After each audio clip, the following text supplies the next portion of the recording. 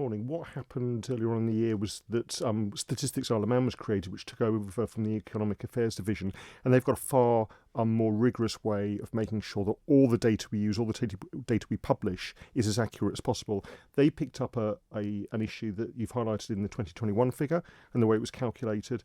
The living wage is quite a complex calculation with weighted averages of family income and family expenses, and there's been a miscalculation of that, which is then added on. It's been traced back to 2017. It's now been put right, and what we need to do is make sure we validate the figures for this year and going forward, both on Ireland and off Ireland. But should this quality assurance not have been there from the start?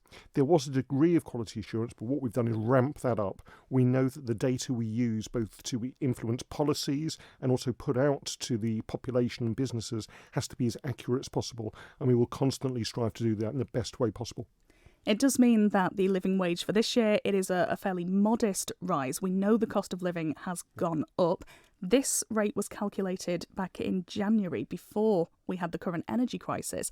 Is this an accurate depiction of what the living wage should be? This is an accurate description of what the living wage should have been back in May this year when it should have been published, and I apologise for the delay in publishing it. What we will do is make sure now going forward, both for this year and for the years, that this is as accurate as possible. But as you pointed out, this is a voluntary code. This is looking at the statistics of living on the Isle of Man. This will be updated for next year, but we know that most businesses on the Isle of Man are paying more than the minimum wage, more than the living wage, because they respect their employees, they respect the work that they put in, and they also absolutely acknowledge the cost of living, but also the economic stresses of not enough people on the island to take up the jobs that are available. So going forward, we do need to make sure, as some of your listeners have commented, that we increase median wages, and that's one of the main parts of the economic strategy, but also our island plan.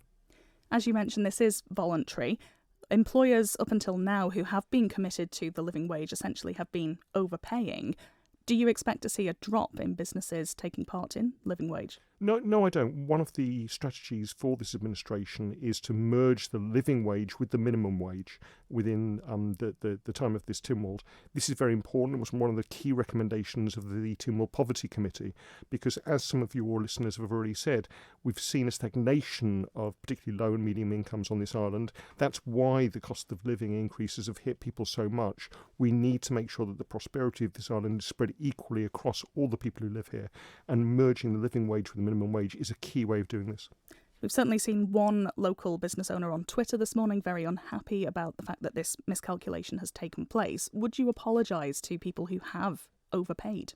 As I said, I apologise for this miscalculation. The main thing that government have done is, as soon as this was spotted, it was pinpointed, we've gone back, we've traced where it's come from, we have then put the right procedures so that we do as much as possible to make sure that future mistakes do not happen.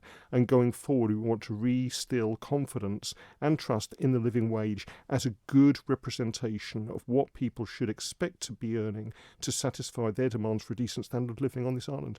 Well, talking about that confidence in it, does this damage the credibility of the living wage? I think what this shows is that government is being open and transparent, that when problems are pinpointed, they are dealt with. And moving forward, we've got a strategic partnership now with Loughborough University, who do a lot of work in the United Kingdom on the living wage, to make sure that not only we check our figures, but we get those externally validated, so we can be certain that our figures each year are correct, both on the living wage and a whole range of other economic data going forward.